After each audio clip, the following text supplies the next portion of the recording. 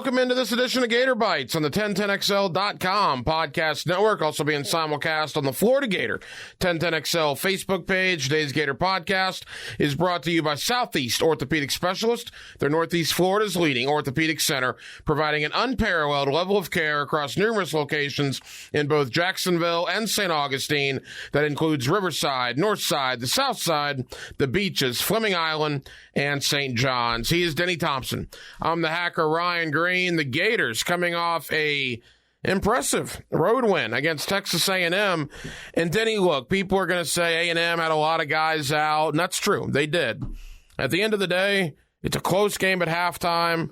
Florida was without, by the way, Brenton Cox, Justin Shorter, Keon Zipperer, just to name a few. Well, they weren't without Brenton Cox. Well, right, but he's not part of the team. No longer on the team. There you go. But my point is, it's not as if Florida was the same roster that they had a month ago, and they go into College Station and just dominate the second half. I thought it was, for what it was, becoming 5-4 on the year, I thought it was a really nice win for Billy Napier and the Gators. Well, they just set themselves up for success. We talked about this last week. They, if you win that one, and then you look at these last three, can we take 2 of the 3, or can we take all 3? And if you take all the 3, that's a hell of a year. Oh, I think the expectation is clearly 2 of the 3, and then see what happens against Florida State. Right. But even that one, I think that's a coin flip, right? And especially if we get that Anthony the rest of the year, and there's no reason to think you won't, because he's been kind of building up to that the last 3 weeks previous. So, the other thing about the way Florida's playing, I think when you start to look back now and you look at, and I look at this through the lens of AR, but you can look at it through the lens of the team.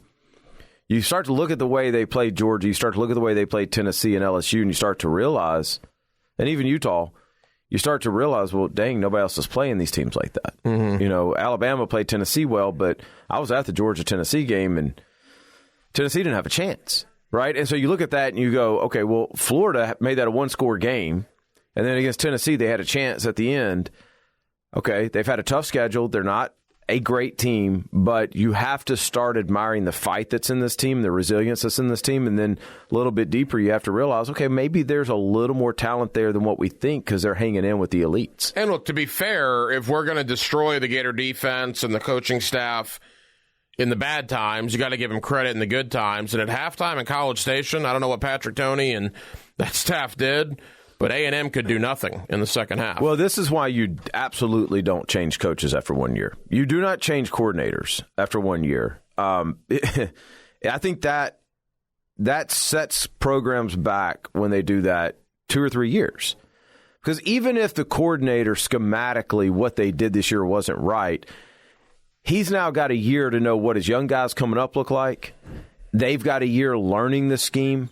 To start over with somebody who doesn't have that knowledge it makes zero sense at all, right? So you hope that they play these last 4 games, look like they know what they're doing, and then it sets them to an off season where Patrick Toney can really get his scheme in based on the players he's got around him now that he knows his personnel. As the weeks go by, Montrell Johnson and Trevor Etienne just continue to play well, and the fact that both of those guys are back next year really sets the Gators up for success in the running game. They're going to need some help at wide receiver. Xavier Henderson's back, but good grief, Shorter's gone. I guess Zipperer will be back, right, at tight end. There's just not a lot there. Ricky Pearsall's gone. I don't think he has any eligibility left. So they're going to have to hit the portal very hard at wide receiver. And then obviously the quarterback situation. We don't know what the future lies for Anthony Richardson, but I couldn't help but think, and I don't think I was the only one thinking this. It was like, yeah, Anthony looks really good. Can you not look as good right now, just because maybe... No, you're the only one thinking that. Well, I don't know. Once it's 41-24, it's kind of like the Ike Hilliard syndrome. Wow. No, I'm serious. Holy cow. It's like the Ike Hilliard syndrome. Denny, that's the most hacker quote I've ever heard. Oh, my gosh. No, I know. When Ike Hilliard did what he did in the Sugar Bowl against Florida State, that's why he went pro. And he was drafted in the first round. And I don't know. We're talking about a guy that you included, everyone has killed this year. And now all of a sudden you're going, oh, don't do quite so good. No, I haven't killed him. I thought the expectations were too high on Anthony coming into the year, and that has proven to be true. He was not as good as he was made out to be. So now you don't want him to be as good as he is now. No, I just think Florida, if Anthony Richardson goes pro, which, by the way, I don't know anything. You obviously know a lot more than I do. I would expect Anthony Richardson to go pro. My concern is at that point, then Florida's got nothing at quarterback, and I think Anthony Richardson could use another year at Florida, and it would help both parties. It would help him get better. It would obviously help Billy Napier and the Gators. If he leaves and if he looks really good in this last month, which might entice him even more to leave, I don't know what that would do for both parties going forward. I guess that's my point. So you want him to look bad? No, I'm not saying look bad. I'm saying do enough to win, but don't look like a Heisman finalist now that he did in September. What in the world is happening right here, Graham? I think you're blowing this out of proportion. I'm extremely unsurprised that this is Hack's take on this. I don't. I'm blowing it out of proportion? Yeah, I think you are. You're talking about the starting quarterback of Florida. You don't want him to look too good. Also, Right. Hack, you're making this comment to the wrong guy. Well, that's true, too, because of his relationship with Anthony. They're 4-4. Why couldn't Anthony have looked like this in September, I guess is my point. He did. He put up 550 yards against Tennessee. That was in September. Okay. He did not look like this against South Florida and Kentucky and Missouri. Oh, my gosh. I guess is my point. Yeah. Okay. I'm just saying, I know you got the inner workings and you got the personal connection there and all that, but I think it was a innocent comment, I thought. I think you've taken it and gone way overboard. My point is, if you're Florida and you're Anthony Richardson, I think both would serve each other well in 2023, particularly in the land of NIL that we're at, because it's not like he would lose out on all potential earnings if he comes back to Florida. But I think if he looks really good in this last month, that might entice him to leave based on, what NFL teams are telling him. That is my point. But that's what good quarterbacks do, man. You got to go get another good quarterback. Right. No excuses, bro. Listen, I don't. Is Ohio State hoping C.J. Stroud struggles for the next 3 weeks? Again, you guys are not listening to what I'm saying. I'm happy Florida won. I did not want Anthony Richardson to go out there and go 10 of 47 with 3 picks. But the fact that he looked like a Heisman-type player, it's just frustrating to me that it's 4-4 when that happens. Unacceptable. Well, unacceptable that your quarterback goes out there and looks like a Heisman contender. Okay. I mean, I understand what you're trying to say, but I don't understand it. I understand it, but I don't understand the thinking. I want all of our guys to look amazing. Mm-hmm. I want them to look like I want them to play the best they can possibly play. Right? I wouldn't count on Anthony coming back if he has average games the last 3 games. The reality of it is, and I don't know that, and I said this yesterday on Frangi's show, so let me tell all you guys. Yeah, about to say, because that was an interesting statement. I know, but I don't know what's going to be the end result. I know where we're at now. I have zero say-so in that decision. So don't blame me, don't DM me. I have zero say-so. But I do know what NFL teams think of him. And unless he fell flat on his face the last 3 weeks, that doesn't change. His traits don't change. And you saw in Texas A&M, you've seen more along the way. Now you start to go back and you look at Missouri and you look at LSU and you look at Tennessee and you look at Georgia. There's no excuse for Kentucky. But you look at those games and now you start to see he's had the best game against those teams of, if not everybody, then only one other person. Yeah. Right? So I'm not here trying to pump him up. I don't have to. But the reality of it is he's 6'4", he's 240. When he runs, it looks like everybody else is standing dead still. It looks like he could beat everybody in a race backwards. I've got a story about that in a second. But in addition to that, now what you're seeing is the arm talent, the fade ball, and then the touchdown throw off platform. You're seeing why scouts are drooling over him. Right? There's not many guys that can throw a ball that way. I mean, he threw one of those with no lower body. Right? It's just pure strength. So I think those traits lend themselves to top 15 pick. And if you're a top 15 pick... Well, yeah, if you're a top 15 pick, you go. Now, again, you've talked to more scouts than I have. I've talked to 2 on my show, one for CBS and one for Pro Football Focus. and they said Anthony was a top 15 guy at the beginning of the year. They think it might be more towards the bottom of the first round, at least right now.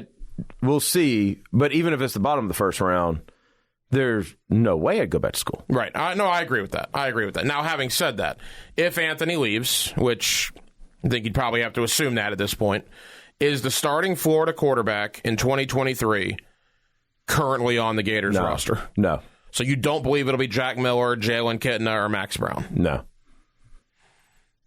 Why?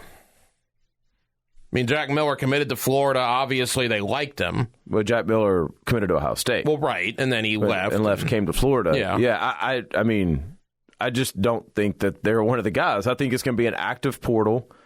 I think you're going to be able to go get a dude in the portal. So you think somebody that's starting somewhere else right now? Okay. Yeah. I mean, listen, here's the deal. Here's the deal with Florida. It's desirable. It's they can go out and they don't have to go get a guy with 3 years. If they go get a guy with 1 year left, then hopefully Jack Miller, because they're young in the quarterback room. What are they? True freshmen, redshirt freshman? Yeah. No, Max Brown. Yeah, true freshman. Yeah, that sounds right. So I mean, if you can buy one more year at that point, then you got to look at it and go, okay, now we've got a room that's caught up. Look at Jaden Daniels, LSU. Right. Well, I mean, and yeah, I think you probably could go through and name a bunch of those guys. Right? Is Jaden Daniels in his last year? I think he's got one more, doesn't he? I know that he played a lot of football at Arizona State. Yeah, I guess if he took the COVID year, he may have another one. I think he played 3 years at Arizona State. Yeah. Just getting a guy that's played a lot of ball. Yeah. And he's a really good stopgap. Yeah, and that's the issue at Florida for next year. You led with it. Is, okay, what's the quarterback going to be? That's kind of out of their control right now, but it's who's he throwing to? Yeah, I mean, they don't have any receivers. I mean, Frazier's, Marcus Burke, Henderson, I guess, right, will be the best guy they got. And the thing about those guys is a lot of those guys are young that you're naming. So the one offseason can make a huge difference. They could be ready. I mean, only the staff knows, and these guys have been coaching football long enough to know young talent that just needs to be developed. Only they know what that receiver room looks like next year. I mean, I look at a team like Florida State, and I think they're a prime example. What Mike Norvell has done in the portal has revolutionized what he's done there in 3 years. Mm-hmm. They're starting wide receivers, both of them, with two of their big-time running backs. Like, their best three defensive guys are all transfer portal guys. Is that the blueprint for Billy Napier? I mean, not go out and find guys. You need to go out and find guys that are going to help your team. Well, I mean, I think so to an extent, but I don't want to get off the fact that Billy's recruiting really well. He is recruiting really well. Right. So it's like I think there's some schools that have to use the portal because they're at a little bit of a disadvantage in recruiting. And then there's schools that are excellent at both. Right. And we need Billy to be excellent at both. But I don't think he's got to do a Florida State deal where he goes and brings in 8 starters. I don't think that's the deal at all. He's just got to find 2 or 3 key pieces. But God, we're already talking about next year. Well, we only got 3 games left. I know. We got a whole offseason of terrible content to get through. Well, that's true. There's no question about that. We got basketball season. Including basketball, which we'll get into here in a moment. Favorite. All right. So, real quick, when it comes to, what was I going to say?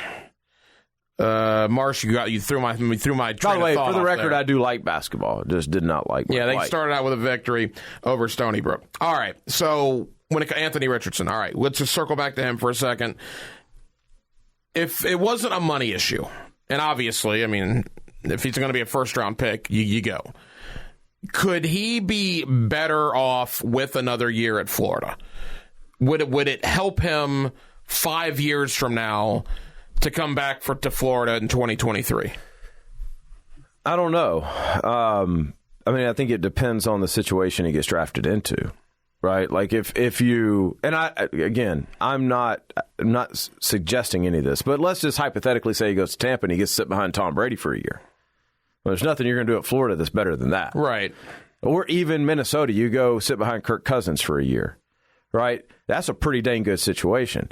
Now, if you start looking at things like Carolina or Indianapolis, right, if he goes to Carolina, gets thrown to the Wolves, right? Then we'll see. Yeah. Then we'll have to see. But I think for Anthony right now, it's not a development from a physical standpoint, which for a lot of quarterbacks that is true. That needs to happen a little bit more.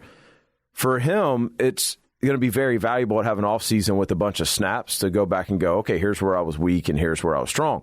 The great thing about Anthony's year this year, and at the time it was awful, but now looking back it's good, we've almost gone through 2 seasons, right? Because we had the joy and elation from Utah, but then those next 2 weeks, I cannot explain to you guys how intense and miserable that was for everybody involved. And it was all hands on deck. What's the fix? What are we doing? How are we doing this? And so to see Anthony, as mature as he is, take all of that feedback and then apply it to his game almost immediately, I think there's a lot more ability to adapt than what people want to give him credit for. Well, and the way I'm rationalizing this, too, is not that it's the utmost important thing, but right now you got C.J. Stroud at Ohio State, you got Bryce Young at Alabama, you got Will Levis at Kentucky. Who else are some of the main draft guys? Well, I don't think there would be anybody besides those 3 that you could even mention that would go before him. Oh, really? Yeah. Okay, because there's a couple of guys out west that I know teams like. Yeah, I mean, like Jake Hayner's a dude, right? And I love Jake, but he's not going to go ahead of Anthony. Okay. Right? Like, I would bet when it all shakes out that at least one of those guys you just mentioned don't go before Ant. So, I mean, I think that's again, not my pay grade. That's his agent and all those people. That's their job. Their job is not to talk to CBS Sports or anybody like that. Their job is to dig in with the GMs of NFL teams. Right. No, I get that. Which is done on a weekly basis. And by the way, University of Florida and Vernell Brown, I've mentioned him several times, one of the best assets that Florida has. He has amazing relationships with NFL teams. He's kind of their pro liaison. And there's teams that come back every single week, right? And so you start to get a good idea of who really likes who. And I'm not just talking about Anthony. I'm talking about program-wide. And by the way, Florida fans, long-term, that's what you need. You look at Georgia. You look at Alabama. Their guys that leave early have success. The guys that stay have success. So there's a level of trust there with everybody that goes to either one of those schools of, okay, they know my goal is to get to the NFL. They're helping me do that, right? And so if you're Florida, I know as Florida fans, sometimes it will suck when you lose a receiver early or something like that. That's being used in recruiting, right? And you can't recruit against that. Right, so I think that's a very big recruiting tool if you learn how to do that the right way. Today's Gator Bytes podcast is brought to you by Southeast Orthopedic Specialists. For the highest quality care, you can rely on Southeast Orthopedic Specialists for any orthopedic injury or concern. You can log on to their website by going to se-ortho.com, and you can listen for Southeast Orthopedic Specialist, the good doctor, Kevin Murphy, on Thursday mornings in the 7 o'clock hour with Jeff and Dan right here on 1010XL for his weekly analysis of injuries in sports. Talked about this last night on Hacker After Dark. Year 1, almost in the books for Billy Napier, 75% of the way home. Same thing for Mario Cristobal. They're only separated by 1 game, right? Florida's 5-4, Miami's 4-5. Doesn't it feel like a gigantic difference, like a Grand Canyon's worth of difference between where Billy Napier has Florida right now and where Mario Cristobal has Miami right now? It does. And you know who what it feels like to me? It feels like, and we're in Jacksonville, so that's why I'm using this example, but it feels like when you're looking at the Jags this year versus last year, there's 1 game difference, but we all know what we see. You know what I mean? Like there's a massive difference in the team. There's a massive difference in how the team's functioning and operating. And that gap seems just as big at Florida and Miami right now. Right? If I'm a Miami fan, I'm not panicking yet. Because I think Mario Cristobal is a very good coach, and I think he's a very good recruiter. And a lot of the stuff that I said about Florida, about needing that 1 year of acclimation, I will keep the same energy with Miami. Here's where it starts to get a little hairy, though, for them. What happens with decommits over these next few weeks and month, right? Because early signing is December 21. So we are in decommit season right now. Right, so or hours or days for that matter. Exactly, could be minutes. Yeah, right. Yeah, so I mean, I would keep, that's the part, because not because it makes me less confident in what Mario Cristobal can do, but because it doesn't give him the ammunition that he needs moving forward to do what he needs to do. And I know Mario and Billy are going to be head to head for a lot of recruits, and obviously Miami got one over on Billy with Kermani McClain a couple of weeks ago. They've gotten two over because they thought that Jaden Rashada Yeah, won Rashada. two. Yeah, the quarterback. But here's the thing, though, about Billy Napier. I look back last week against A&M, tie game at halftime, but man alive, the fact that they came on, 28-3 against Georgia, make it 28-20. They're still playing for Billy at Florida. And the reason I bring it up, I had a Miami guy on, David Lake with Inside the U, covers them down in South Florida. And, he was critical of kind of the culture of what's going on down there. He doesn't think some of those players on the team are buying into Mario Cristobal. And, in fact, this guy covers him every day, said he doesn't think Miami's going to win another game this year, which they play Georgia Tech on Saturday. They play a Jeff Simsless. Yeah, Georgia he said it's bad right now. So, which I was kind of taken aback. Yeah, they got trounced by MTSU. No, that's not a layup game. Yeah, but they lost by 3 touchdowns to Duke. Duke. Some talent there. No, but his point is, and not to put words in his mouth, but that's just one of many. You see it on social media all the time. You hate to use the word quit in any stretch of the imagination. Florida has never quit on Billy, even though there's been some bad times this year. You could argue Miami, that was as close to quit as you want to get in the second half on Saturday night. I think it's very rare, though, that there's a coach that can come in and change the culture that quickly. The reason why there's a coaching change is because the culture is terrible. Yeah, I agree. Right, in literally every situation. Did Billy come in and change Mullins already? I think by the fact that they're playing so hard this deep into the season shows progress. But I look at like what Willie walked into at FSU and then Norvell walked into at FSU. I don't put that as much on Willie as everybody else does. Like, I put that on, it was a terrible culture, and they were up against it with some graduation rates and stuff like that. So you had to get through that time of the turds being on your team. I think there's probably a little bit of the same thing everywhere that there's a first-year coach. So while I'm not a Miami fan, and I rarely watch Miami football, I just don't. I don't know why. It's not on purpose. I am going to defend them for here because they went into a terrible situation. And just like Florida, I think the fans got a little too excited early on, and now we're starting to see why their past coach was fired, right? And so that 3-year thing that we always hear about coaches it's 3 years for a reason. Like, that first year is purely learning and acclimation. That second year is you're starting to get your guys in, your systems in, stuff like that. That third year in, you better look differently than the dude that got fired. We talked about this a couple weeks ago. Did Heupel, though, speed that up for a lot of these new guys being in year two? Well, sure. I mean, he sped it up from the aspect of he found a quarterback. Right, I mean that's really what he did. Yeah, he found a quarterback. He found a quarterback in a very weird way. Seeing as how Hendon Hooker wasn't even going to be their starter. So very similar to what Trask and Mullen was. Yeah, right, like that. Very similar type situation. And you found out when Trask came in that you had some weapons, just like when you found out when Hooker came in, you had some weapons.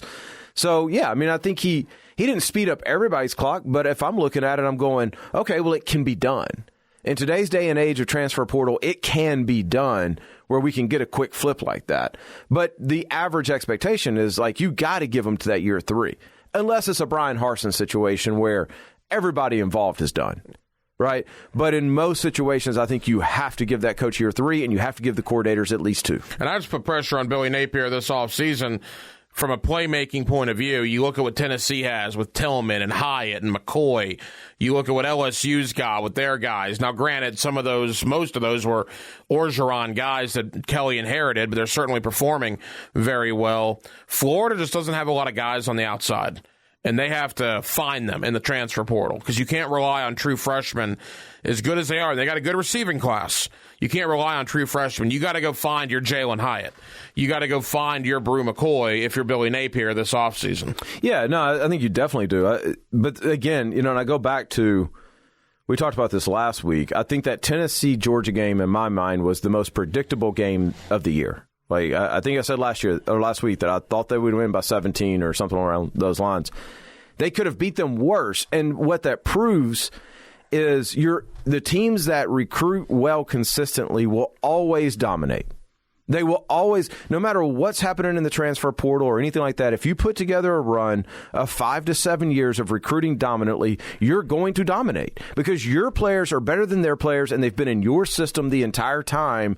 And when those two teams meet, very rarely is the LSU of 2019 going to happen. Agreed, but in fairness to Tennessee, you would talk about one of the hardest schedules of all time. Oh, stop. I mean, look. They're the number one ranked team in the country. Right, and the reason why, they already had a win over Alabama. They already had a win over LSU. All those games at home. Already had a win over Kentucky. Already had a win over Pitt. I mean, they had an unbelievable schedule. They were due for a bad game. Unfortunately, it just happened. Bro, they got dominated. Yes, they didn't have a bad game. They got dominated. Yeah. They got bent over their knee and spanked. But you can't tell me that getting dominated, I mean, they were the same team that put 50 on Alabama.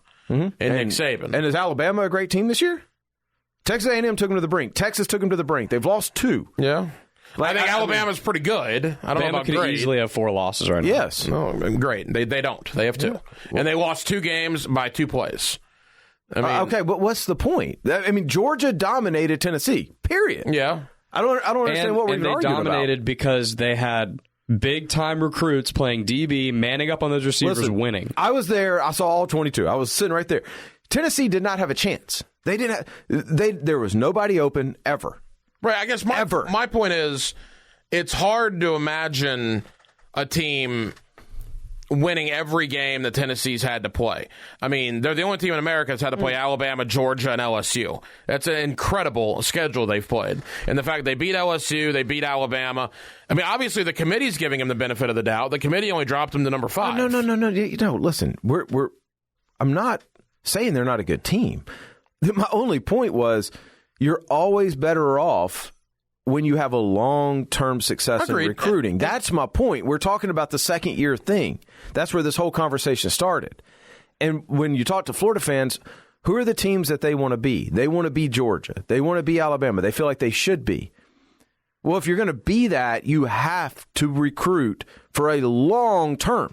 This isn't a second-year thing, a third-year thing. This is a long-term deal. You have to build depth. You have to build that NFL pipeline. You have to build those relationships at high schools. 100% of the time, that team is going to be more dominant, more consistent than the team that's built through the transfer portal. No, I don't disagree with that. I guess my point is you can't be Tennessee or Georgia, you can't be Georgia or Alabama next year.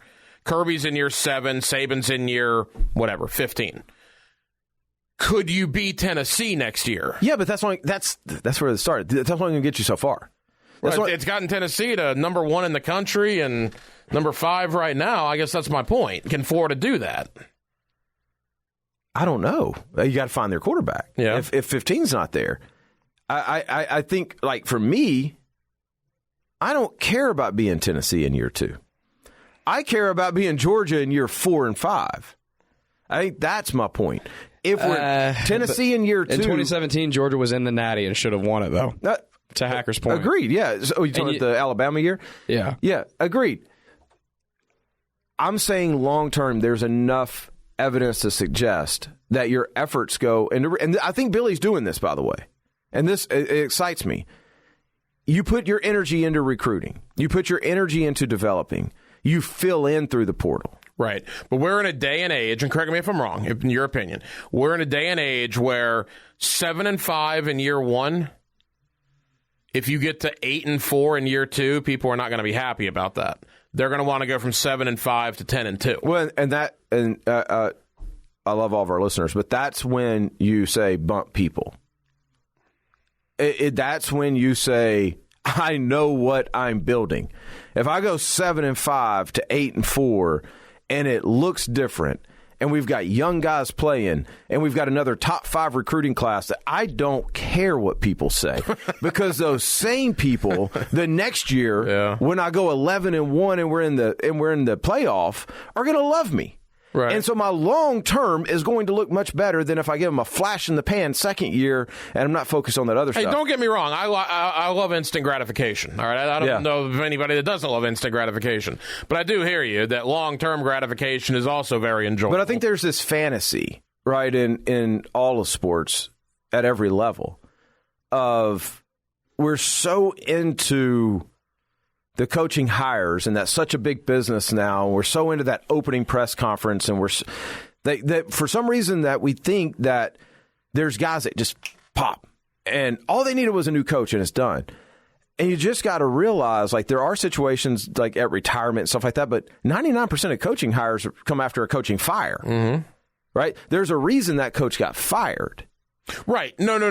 Yes. And it depends what you inherit. But just speaking from a Florida fan, at least the ones that I talk to on social media, admittedly, some of them are in la-la land when it comes to expectation. In year number 1, they see Lincoln Riley at Southern Cal doing what he's doing. In year number 2, they see Josh Heupel doing what he's doing at Tennessee. And they're saying, well, why can't we do that? Well, what's the common denominator? Between Lincoln Riley and Josh Heupel, they have a quarterback. Right. Lincoln Riley is not a fair comparison. Right. But it's year 1 for him. They're playing a okay schedule, and he brought the best quarterback in the country with him. Yeah. Okay, let's be crystal clear about C.J. Stroud and Bryce Young and all those guys. The best quarterback in the country is Caleb Williams, and he will be the number 1 pick next year. He brought him with him. But, I mean, again, I don't see any reason why if you're Florida and you go snag a couple of these, you can't look at your schedule next year and go, okay, we could go 10-2. We could go.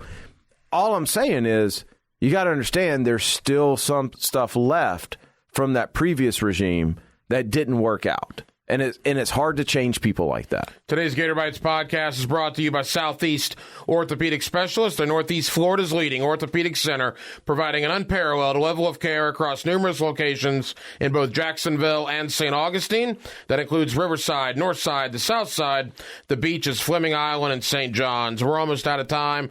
Quickly, there is a game on Saturday. South Carolina comes to Florida. South Carolina, a better record, right? They're 6-3. The Gators are 5-4. 4 o'clock on the SEC Network. Of course, you'll hear the game right here on 1010XL Radio. What do you think? This is a South Carolina team that looked awful against Missouri. South Carolina team that went into Lexington and beat the Wildcats. So who really knows what Gamecock team you're getting on Saturday? Yeah, I think the teams are similar from that aspect of week to week. You don't really know what you're going to get. I would expect Florida to win this just because it's a home game. They're coming off of a big win. They've got momentum. They seem to be fairly healthy. I would expect Florida to win. But my question is, what do they do defensively? I think that they're learning that their guys play a little bit better closer to the ball. I think if you look at the way they played Georgia, you look at the way they played Texas A&M, I think they're starting to kind of figure out that back half a little bit. And if they can bring that same energy, I think they can rattle Spencer. I like what you did there. Game. That was good. Yeah. You like they that? Could rattle Spencer. Yeah. So I think they could have a good game, but I think it's largely dependent on what they do on the defensive side of the ball because South Carolina can put up some points if you give them the opportunity to do so. Does Florida win the game? Yeah, I think so. I actually think Florida's going to get in a little bit of a groove here. They're going to start putting up some points. I would see something in the neighborhood of like 41-27, 41-24, something around that. That sounds about right. And, of course, they would become bowl eligible with a win quickly. There's 7 games involving 14 SEC teams. It's a pretty nice weekend. I guess the biggest one, Alabama, Ole Miss. And I was talking to you earlier. If I'm Alabama, boy, you're at Texas, you're at Tennessee, you're at LSU, now you're at Ole Miss. Good grief, what a road schedule. Yeah, no, it's tough. It's tough. It's they got to win this one. I saw a stat the other day. Since 2011, this is the first regular season game they're playing when they're not in national championship contention. Wow. Like, think about that. That's insane. So if you're Alabama, you haven't been here before. Where are you at mentally? Yeah. And there's such a high level of pride and accountability at Alabama that I would expect nothing less than the best they have. But I think this is a good game. I think this is a really good game. I think Tennessee, Missouri. That's the game that I'm very interested in to see. Now that Georgia put a blueprint down, Missouri runs a very similar system. So does Kentucky, and Tennessee throttle Kentucky. But Missouri, we keep talking about teams that their worst game was against Missouri. Georgia, Florida, South Carolina. There's a reason. That's a good point. That defense is legit at Missouri, and schematically they do things that confuse the other team. So I'm very interested to see how Tennessee rebounds against Missouri. Final question. Who needs to be more careful? LSU going to Fayetteville, Georgia going to Cowbell to Starkville? LSU, because I'm from those parts, and so that is a huge rivalry game. Massive rivalry game. Arkansas fans are beside themselves right now. Does Hugh Freeze went in there and beat them?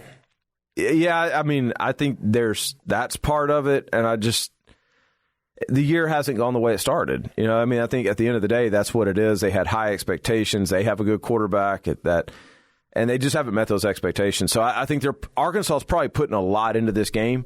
So I think that is going to be that's always a good game. Like you go back to, LSU was dominant, Arkansas wasn't that good. That was still a good game, right? Some of those have been classics, so I'm looking forward to watching that one. It's a good weekend of football. There is no question about that. He is Denny Thompson. I'm the hacker, Ryan Green. Thank you for watching and listening to Gator Bytes on the 1010XL.com podcast network. Also being simulcast on the Florida Gator 1010XL Facebook page. We'll be back. Not next Wednesday. We'll have to talk about that. I got Orlando Magic, Minnesota Timberwolf tickets next week. Very excited about that. You want to come with me? We don't do this on Wednesday. Well, I'll be gone Wednesday and early Thursday. Oh, no, I have no interest. You have no interest in that? It's going to be a big game at the Amway Center. Enjoy yourself. It's going to be good. I'll keep you updated. Yeah, please do. But we will be back at some point next week here on Gator Bytes on 1010XL.com.